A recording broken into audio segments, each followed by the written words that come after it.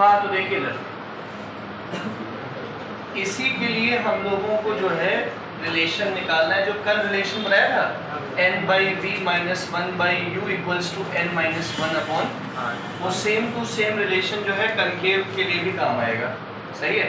कैसे? देखो सबसे पहले तो ये डायग्राम कल समझा दिया था, देखिएगा इन ट्रायंगल AOC क्या गामा एक्सटीरियर एंगल है? Gamma is equal to I plus alpha. समझ आया? तो यहां से I की वैल्यू कितनी आ जाएगी? Gamma minus alpha. सही है? इसी तरीके से इन ट्रायंगल, यह देखिएगा AIC गामा किसके बराबर होगा? बीटा प्लस आर के बराबर होगा। तो यहां से आर की वैल्यू क्या आ गई? Gamma minus beta. अब एक बार आई की वैल्यू आ जाए और आर की वैल्यू आ जाए तो स्नेल्स लॉ अप्लाई कर लीजिएगा। तो यूजिंग स्नेल्स लॉ, क्या कहता है भैया Snell's law? n = sin I divided by sin r, और n किसका रिफ्रैक्टिव इंडेक्स है? 2 का विद रिस्पेक्ट टू, तो 2 का refractive index with respect to 1। समझ गए सब लोग? तो 1 and 2 को लिखोगे n2 divided by equal to sin I divided by sin r, n2 sin r is equal to n1 sin I।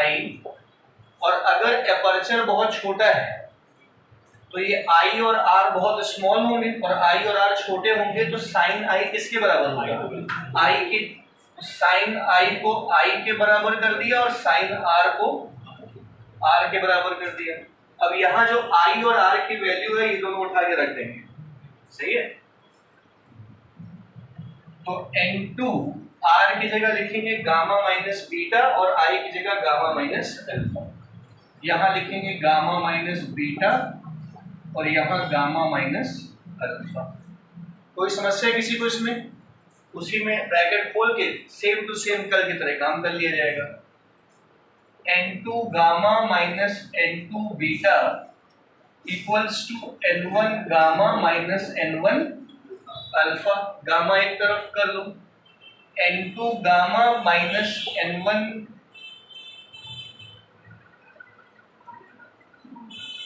Gamma equal to n2 beta minus n1। इन दोनों से क्या कॉमन आ गया? n2 minus n1 n2 beta minus n1 alpha. एकदम same to same चल रहा है, बस डायग्राम ही तो अलग है। इसके बाद क्या करेंगे? ट्रायंगल की मदद से अल्फा बीटा और गामा की वैल्यू निकालेंगे, जिनको यहाँ पे रख देंगे।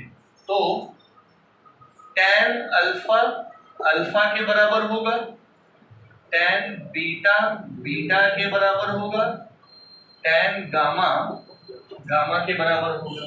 सही है? यहाँ से tan अल्फा क्या आएगा?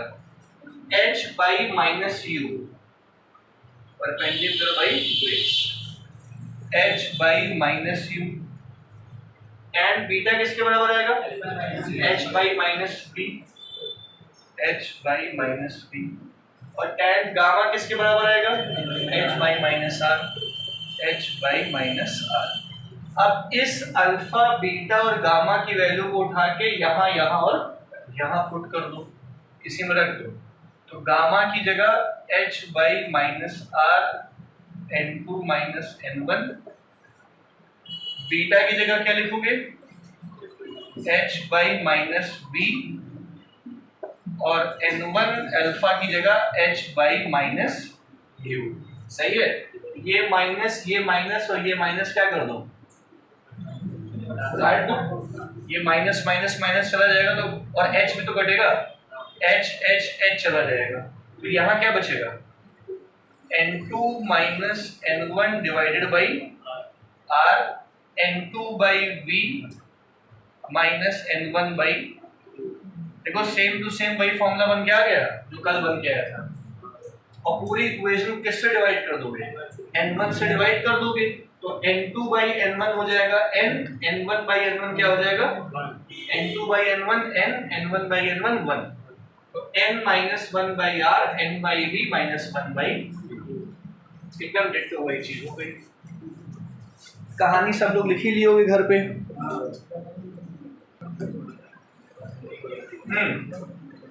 दोनों तरफ n से डिवाइड करके वही वाला फॉर्मूला बना लेना करना वाला।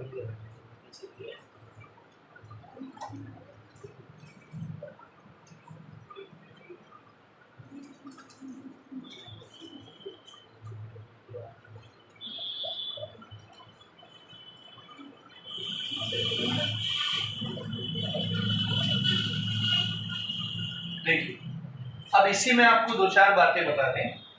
जैसे मान लो ये लेंस है, सही है, लाइट जो है इस मीडियम से इस मीडियम में जा रही है, मतलब रेयरर मीडियम से कहाँ जा रही है, डेंसर मीडियम में जा रही है मान लीजिए, तो इस तरह से जा रही है मान, ठीक है। तो फॉर्मूला लगेगा n2 by v minus n1 by u equals to n2 minus n1 divided by r, तब लगेगा जब लाइट रेयरर मीडियम से डेंसर मीडियम में जा रही है।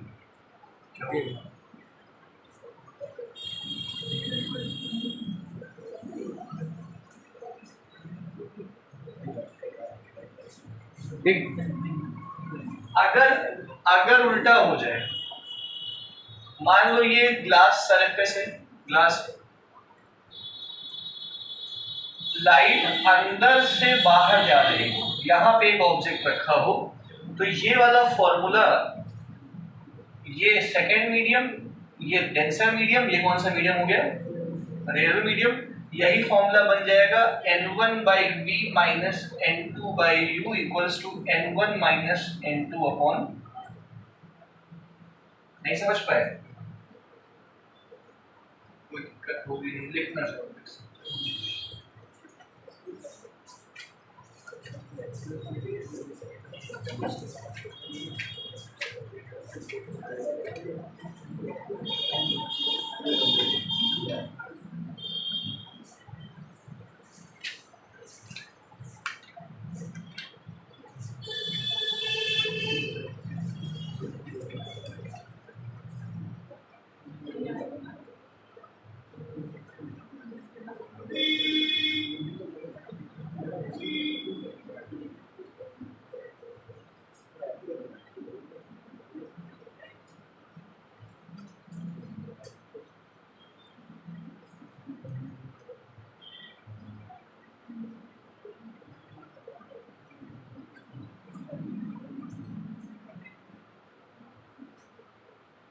बड़े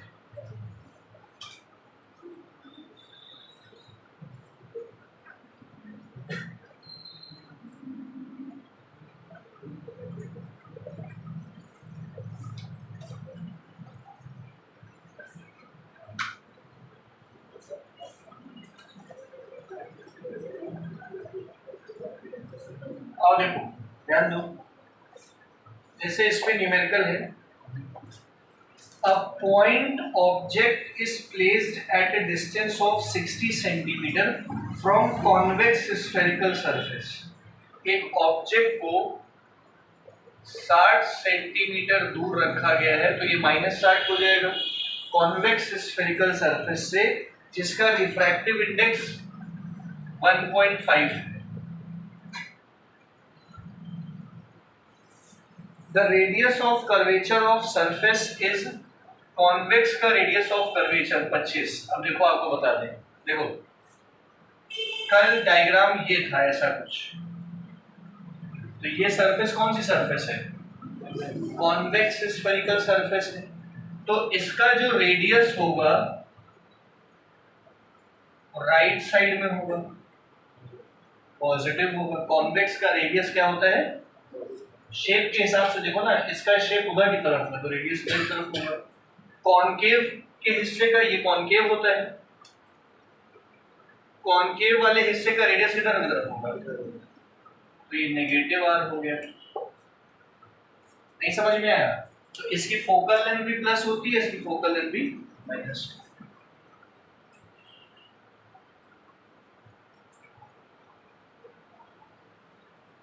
रेडियस ऑफ कर्वेचर कॉन्वेक्स का positive. Locate the image, image कहां बनेगी मतलब v बताना है। फॉर्मूला समझिए कौन सा लगना है, n by v minus 1 by u equals to n minus 1 upon r। हो जाएगा। अब यहाँ से 1.5 by v minus 1 by u की जगह क्या लिखोगे, n minus 1 upon 25। सॉल्व कर लोगे इसको, इसको सॉल्व करके v निकाल लेंगे। सही है। मान लो एक क्वेश्चन ऐसा होता, a ray of light coming parallel to principal axis। एक ray of light principal axis से क्या आ रही है, पैरेलल आके टकरा रही है। तो रे ऑफ लाइट अगर पैरेलल आके टकराती है ऐसे, तो आप लोग u को इंफिनिटी ले लेना। ऑब्जेक्ट कहां पे रखा होगा, इंफिनिटी पे। u इंफिनिटी जब इमेज क्या आ रही है, सॉरी ऑब्जेक्ट क्या है, प्रिंसिपल एक्सिस के पैरेलल रे भेज रहा है। ठीक है, हटा दें।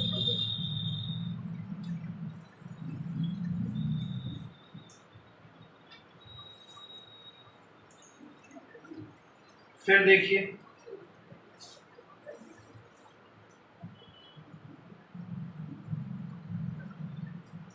सवाल है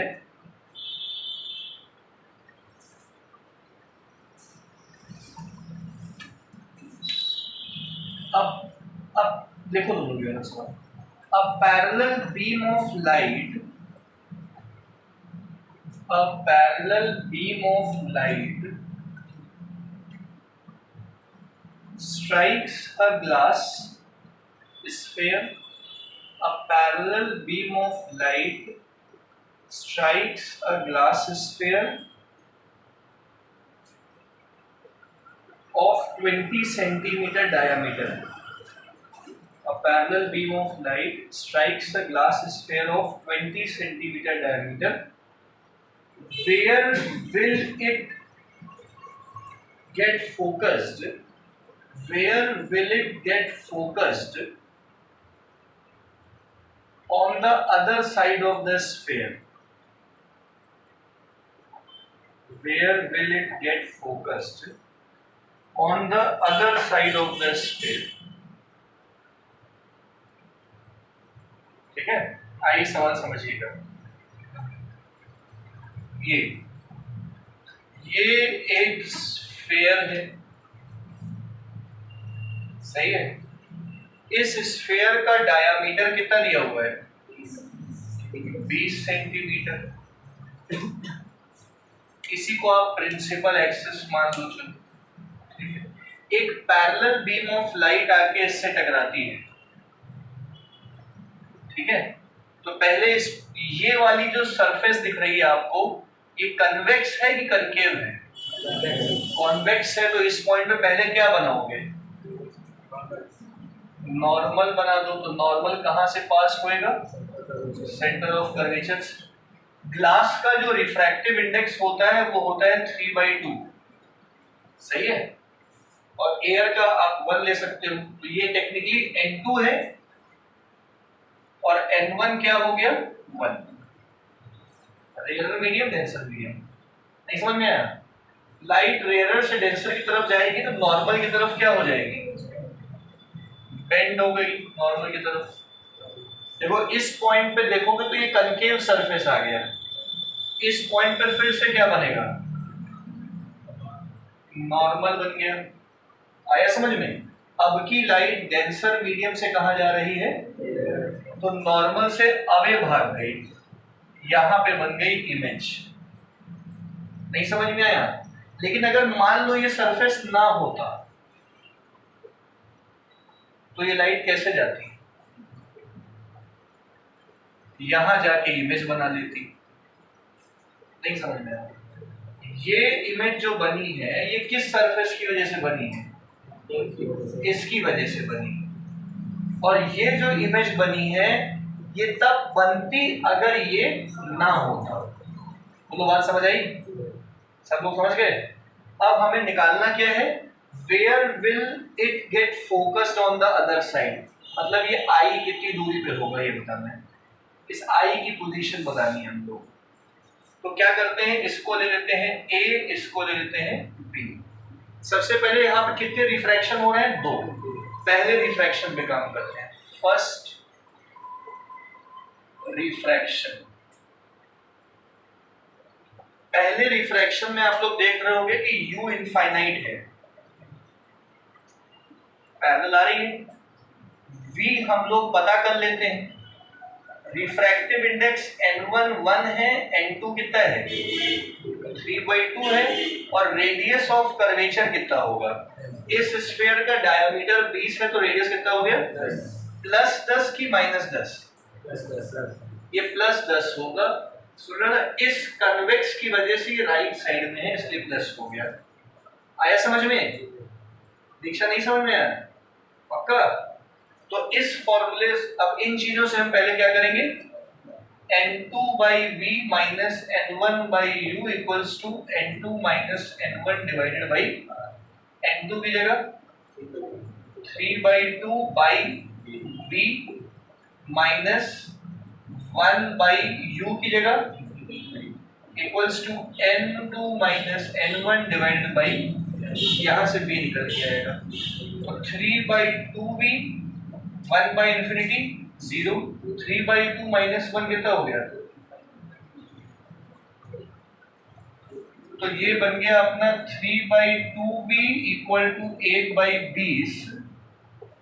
ये आ गया कितना? 30। V की वैल्यू आ गई 30 सेंटीमीटर। अब ये जो V है ये कहां से कहां तक की दूरी है? ये A से लेके I' तक की दूरी है। क्योंकि इस वाली सरफेस की वजह से जो इमेज बन रही है वो तो ऐसे जा रही है ना, तो ये जो V आया है ये टेक्निकली A से लेके I' तक की दूरी आ गई। नहीं है समझ में? अब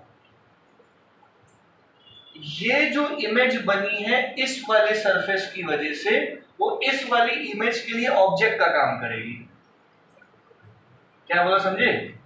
ये जो इमेज बनी है या बनती अगर ये ना होता तो ये जो इमेज बनती ये इस इमेज के लिए ऑब्जेक्ट का काम करेगी। कैसे ऑब्जेक्ट का काम करेगी? अब आप कनकेव वाला अभी डायग्राम देखो, हमने करवाया था। ये कनकेव था, अरे कनकेव सरफेस है ना, तो कनकेव सरफेस में अगर आप लोगों को याद आ रहा हो कि जिस तरफ ऑब्जेक्ट था इमेज भी उधर ही बन रही थी, तो जिस तरफ इमेज बन रही है ऑब्जेक्ट भी यही है। तो I' which is image which would have been formed अगर ये ना होता, है कि नहीं है? अब ये सर्व करेगी वर्चुअल ऑब्जेक्ट की तरह इस फाइनल इमेज का। नहीं पल्ले पड़ा? मतलब अब हम लोग को सेकेंड रिफ्रैक्शन पे काम करना है। देखो भैया, सेकेंड रिफ्रैक्शन, सेकेंड रिफ्रैक्शन में जो U होगा वो इस लेंस से, सरफेस से I' की दूरी होगी। अब हमको ये बताइए, यहां से यहां तक की दूरी कितनी है? 30। और यहां से यहां तक की, तो ये दूरी कितनी हुई? 10। Bi' which is 30 minus 20 that is 10। तो U हो गया अब अपने पास 10 सेंटीमीटर। प्लस की माइनस? प्लस, क्योंकि राइट साइड में है। हमें V पता करना है, मतलब यहां से यहां तक की दूरी V मान लेते हैं। रेडियस ऑफ कर्वेचर क्या होगा? इसका रेडियस 10 कि -10? -10, क्योंकि इसके हिसाब से रेडियस नेगेटिव होगा। और क्या पता है हम लोग को?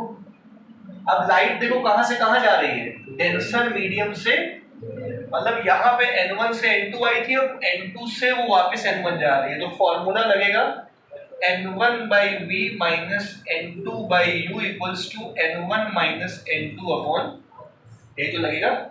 तो N1 की जगह 1 by V minus N2 की जगह 3 by 2 और U की जगह क्या लिखोगे 10, 1 minus 3 by 2 और रेडियस की जगह -10 और यहां से V आ जाएगा।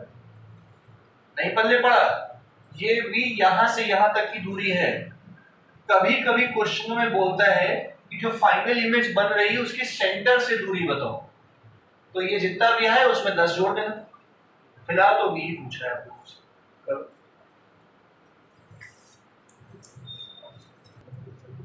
चलिए अगला सवाल देखिए बेटा,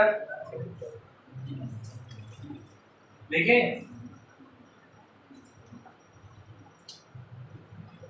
इसको सॉल्व कर लेना। A small, सुनिएगा, a small air bubble is trapped in a glass sphere of radius 4। एक ग्लास स्फेयर है, इसका रेडियस 4 है।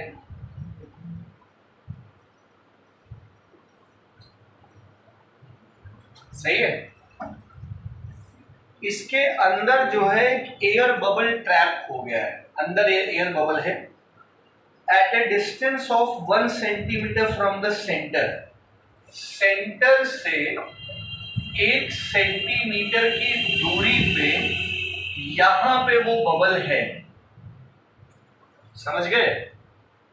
तो यहां से इस कनकेविटी से इसकी दूरी कितनी होगी 3, तो U हो गया 3, समझे, U 3 हो गया। Where will it appear when seen through the glass nearest to the bubble? मतलब इस बबल के करीब कौन सा ग्लास है, ये वाला ग्लास है कि ये वाला ग्लास है, इधर वाला ग्लास है, तो इधर से देखा जा रहा है इसको, इस बबल को यहां से देखने पे ये कहां दिखाई देगा, क्या बोला, कहां दिखाई देगा। मतलब हमको ये पता है कि U 3 सेंटीमीटर है, 3 समझ गए, ये 4 ये 1, तो इससे इसकी दूरी 3 हो गई। हमें पता करना है कि V कहां पे होगा, सही है। अब देखो डायग्राम बनाते हैं। इस बबल से एक लाइट रे ऐसे जाएगी, यहां पहले क्या बनाओगे, नॉर्मल कहां से पास होगा, लाइट डेंसर मीडियम से कहां जा रही है, N2 से N1 जा रही है, डेंसर से अंदर जा रही है, तो अवे फ्रॉम नॉर्मल भागेगी और यहां आके अपीयर हो जाएगा वो। तो ये ऑब्जेक्ट हो गया और ये क्या बन गई उसकी, बोलो आया समझ में। तो हम लोग अब फॉर्मूला क्या लगाएंगे, N1 by V minus N2 by U equals to N1 minus N2 upon, समझ गए ये वाला क्यों लगाया, ये लाइट N1 मतलब किसका, एयर, N2 किसका, ग्लास का, ग्लास का कितना होता है, और U कितना है, +3 की -3, क्योंकि इसके हिसाब से तो राइट पे ही है। 1 minus 1.5 और रेडियस कितना दिया है 4, +4, यहाँ से भी आ जाएगा। नहीं समझ में आया, करना है, ये एयर बबल वाला सवाल था।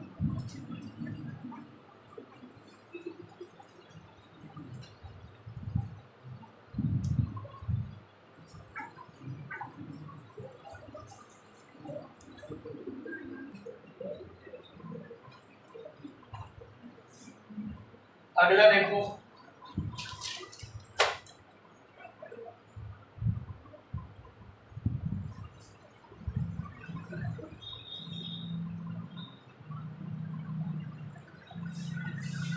सवाल है, हाँ बेटा, an empty spherical flask of diameter 100 is placed in पानी। एक खाली स्फेरिकल फ्लास्क है, इसका डायमीटर 100 सेंटीमीटर है, वो कहां पे रखा गया है, पानी।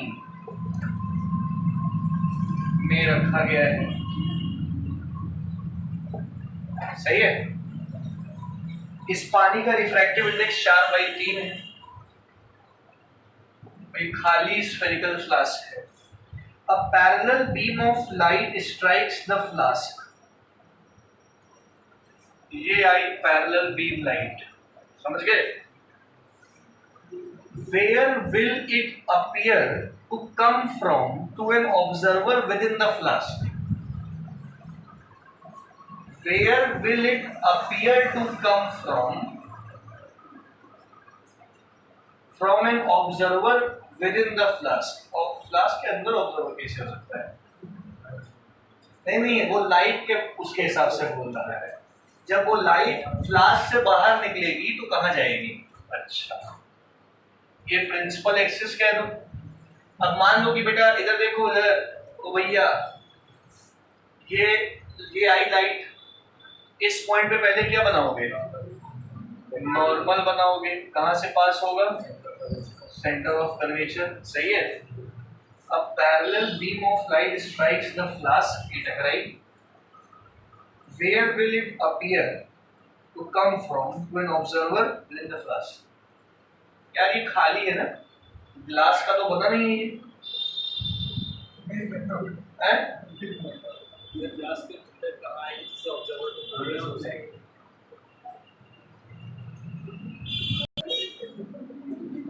अगला क्वेश्चन देखो भैया सब लोग, बेटा ये अगला वाला देखो। A small object is 2 centimeter below the concave meniscus of water. ये देखो, ये पानी की सतह है और ये कनकेव मेनिस्कस। कौन सा मेनिस्कस? हाँ, शेप जो है वो कॉनकेव है।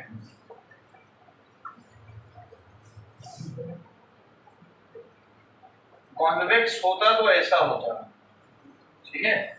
तो a small object 2 centimetre below, इस पॉइंट से 2 सेंटीमीटर नीचे यहाँ पे एक ऑब्जेक्ट रखा हुआ है O, concave meniscus. The radius of curvature of meniscus is 10 mm।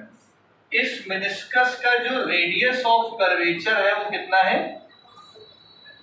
10 mm, मतलब 1 सेंटीमीटर। सही है। अगर इसको हम ऐसे देखें तो ये माइनस में होगा ना, इसको अगर हम ऐसे करके देखेंगे। And the refractive index of water is 4/3। पानी का रिफ्रैक्टिव इंडेक्स आपको पता है 4/3 होता है। Find the position of image. Image कहाँ पे बनेगी ये बताइए, करो। सवाल समझ गए हो? इस ऑब्जेक्ट की इमेज कहाँ बनेगी? तो बहुत आसान क्वेश्चन हो गया। फॉर्मूला लगाए होगे n1/v minus n2/u equals to n1 minus n2 divided by r। क्योंकि इस ऑब्जेक्ट की ऑब्जेक्ट डेंसर मीडियम में रखा है ना, तो n1 की जगह क्या लिखे? 1 रियल मीडियम वाला, और इसकी इमेज कहाँ बन रही है? v। n2 क्या लिए? और ऑब्जेक्ट कहाँ रखा हुआ है? 2 सेंटीमीटर प्लस में लिए, प्लस में लिए ना। इसको आप ऐसे लीजिएगा तो 2 सेंटीमीटर प्लस हो जाएगा आपके लिए। 1 माइनस 4/3 और रेडियस कितना लिया? -1।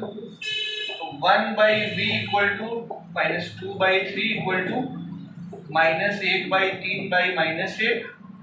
1/v -2/3 equal to 1/3। v कितना आ गया? 1। अच्छा, हमने 1 सेंटीमीटर जो आया है प्लस में आया है, इसका मतलब इमेज कहाँ बन रही है? ऊपर बन रही है कि नीचे बन रही है? नीचे बन रही है। प्लस को हमने नीचे वाला लिया है ना, माइनस को ऊपर वाला लिया है। इसको साथ भी ऐसे करके देखिए। सब लोग समझ गए?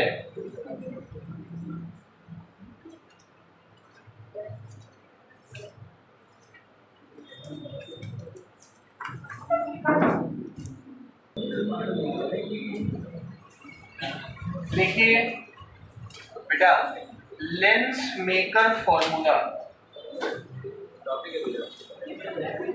टॉपिक है लेंस मेकर फॉर्मूला। भैया सबसे इंपॉर्टेंट टॉपिक है रे ऑप्टिक्स का। अरे मतलब ये मान चलो कि लगभग हर साल घुमा फिरा के क्वेश्चन बन ही जाता है इससे।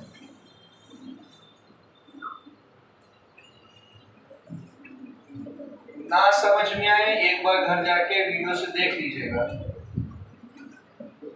और अभी ना समझ में आए दोबारा पूछ लेना।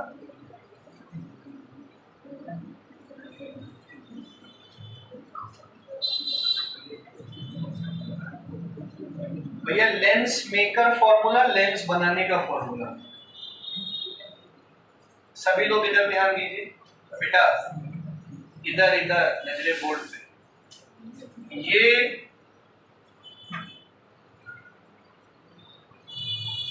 एक थिन कॉन्वेक्स, कहीं से आवाज आ रही है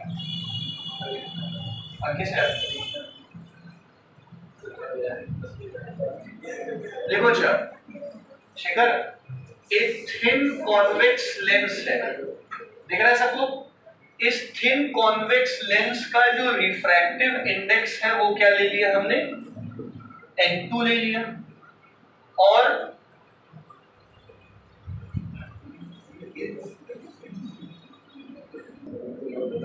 अच्छा सही समझिएगा बेटा, ये क्या लिया हम लोगों ने? थिन कॉन्वेक्स लेंस लिया है, ठीक है प्रियम। इस थिन कॉन्वेक्स लेंस का रिफ्रैक्टिव इंडेक्स क्या है? बाहर मीडियम का रिफ्रैक्टिव इंडेक्स N1 और इधर भी रिफ्रैक्टिव इंडेक्स क्या है? ये प्रिंसिपल एक्सिस। इस लेंस की थिकनेस हम लोग ने क्या मान ली? T। वैसे तो ये T हम लोग बाद में नेग्लिजिबल कर देंगे, लेकिन फिलहाल के लिए एक ऑब्जेक्ट रखा है यहाँ पे O, एक ही बार बनाएंगे, ठीक है वेदांश? एक ऑब्जेक्ट रखा है O, ये एक रे ऑफ लाइट जाती है, इस पॉइंट पे टकराती है, सही है? इस पॉइंट पे पहले क्या बनाओगे? नॉर्मल बनाओगे। नॉर्मल कहां से पास होएगा? सेंटर ऑफ कर्वेचर से, फर्स्ट सेंटर ऑफ कर्वेचर इस वाले स्फेरिकल हिस्से का। इस स्फेरिकल हिस्से की बात करें तो ये स्फेरिकल हिस्सा ऐसा होगा, तो ये जो यहां से यहां तक की दूरी होगी P1 से लेकर C1 की दूरी क्या हो? R1 दूरी होगी। प्लस होगी कि माइनस? राइट साइड में शंकर बाबू प्लस होगी। अब लाइट रेयरर मीडियम से कहां जा रही है? तो नॉर्मल की तरफ क्या कर जाएगी? बेंड करके नॉर्मल की तरफ, दिख रहा है? इस पॉइंट पे फिर से क्या बनाओगे? अब कि वो दूसरे सेंटर ऑफ कर्वेचर से पास होगा, ये N2 ये N1। ये वाला सेंटर ऑफ कर्वेचर जो है ये इस वाले कनकेविटी का है, तो इसका जो रेडियस होगा वो क्या होगा? P1 से लेके P2 से लेके C2 की दूरी क्या हो जाएगी? -R2 होगी। यहां नहीं लिखेंगे माइनस, उसमें लिखेंगे, समझ गए? अब अगर मान लो ये सरफेस ना होती, फिलहाल तो है ना, तो है तो लाइट डेंसर मीडियम से कहां जाएगी? रेयरर से, डेंसर से रेयर मतलब नॉर्मल से अवे चली गई और यहां इमेज बन गई। आया समझ में? सीधी लाइन है।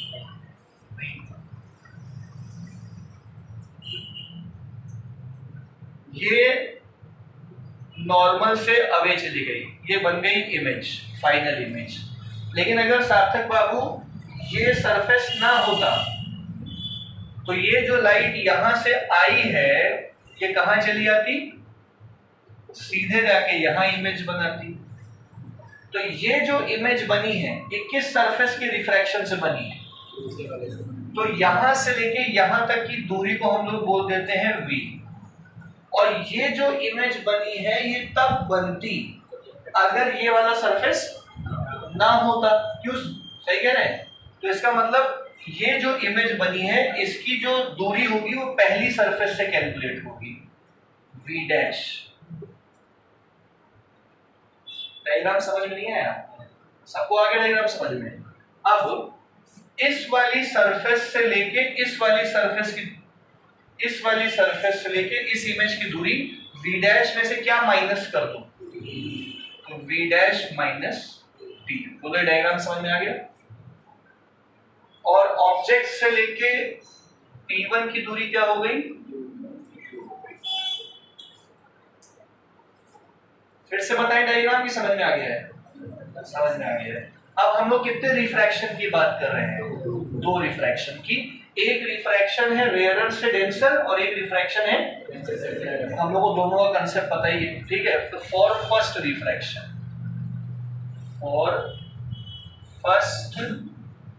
रिफ्रैक्शन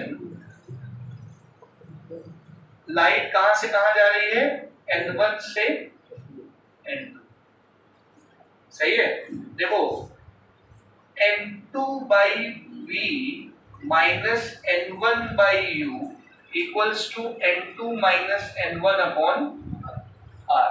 यही फॉर्मूला होता है प्रियम, दिख रहा है बेटा वहां से, ये समझ आया आपको।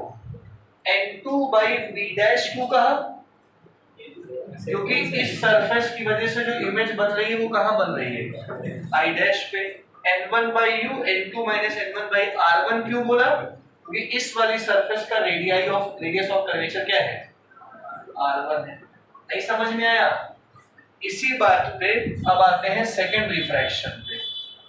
और सेकंड रिफ्रैक्शन, अब लाइट डेंसर से कहां जा रही है, रेयरर में जा रही है, तो हम लोग क्या करेंगे, n1 by v minus n2 by v dash minus t। Normally formula क्या होता है, n1 by v minus n2 by u equals to n1 minus n2 upon r2 या r। तो n1 by v क्यों, क्योंकि इस सरफेस की वजह से जो इमेज बन रही है वो v पे ही बन रही है। और मैंने अभी थोड़ी देर पहले बताया था कि इस इमेज के लिए जो ऑब्जेक्ट होता है वो ये होता है, क्वेश्चन करते समय बताया ना।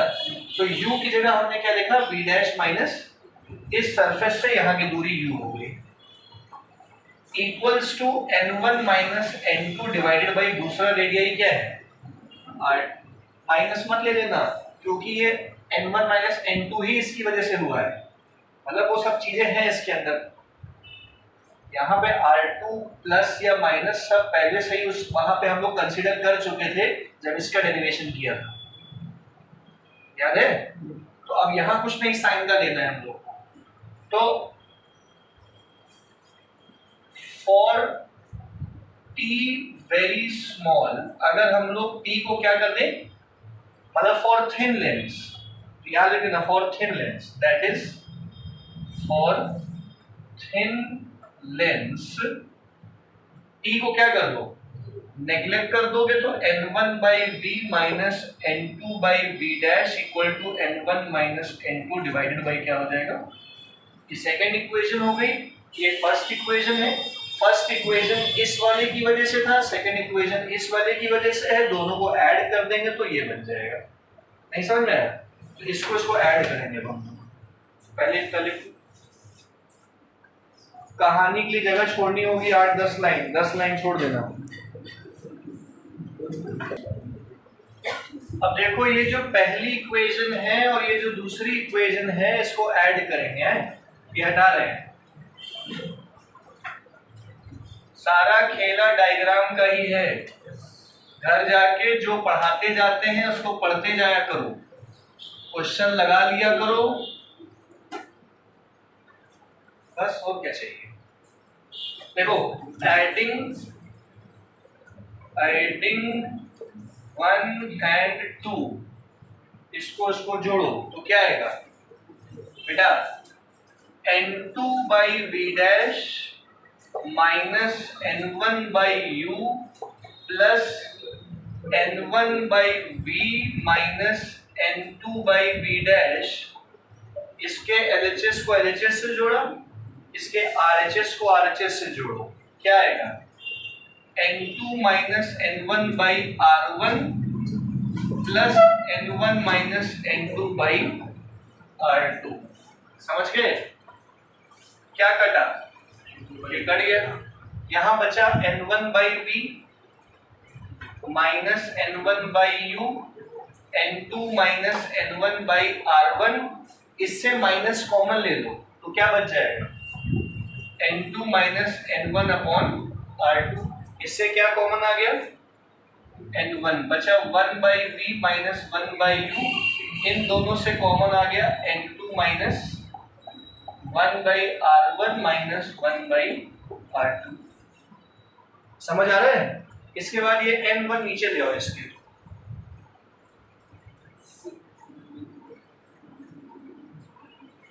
देखिए ये n1 इधर ले आओ, 1 by v minus 1 by u equals to n2 minus n1 के नीचे n1 के नीचे n1, 1 by r1 minus 1 by, ये है समझ में? What is n2 by n1, n, n1 by n1 1 by r1 minus 1 by r2। यहां तक समझ आ गया? पक्का आ गया? अब देखो सब लोग, इसके बाद ध्यान दीजिएगा बेटा, 1 by v minus 1 by u, अगर मान लीजिए ऑब्जेक्ट इंफिनिटी पे रखा हो तो इमेज कहां बनती है, फोकस पे। ऑब्जेक्ट इंफिनिटी पे रखा हो तो इमेज कहां बनती है, तो v की जगह हम लोग लिखेंगे f और u की जगह क्या लिखेंगे, equals to n minus 1 by r1 minus 1 by, 1 by infinity क्या होता है, 0, तो बचा 1 by f equal to n minus 1 by r1 minus 1 by. ये है लेंस मेकर फॉर्मूला।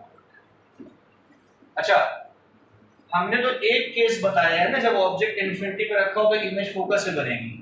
ओवरऑल बताएं तो हर बार 1 by v minus 1 by u करने पे 1 बाई एफ ही आएगा। 1 by v minus 1 by u equals to 1 by, चाहे जो केस ले लीजिए यही आएगा। नहीं समझे? ये तो गाउसियन फॉर्म है लेंस मेकर का, छोटा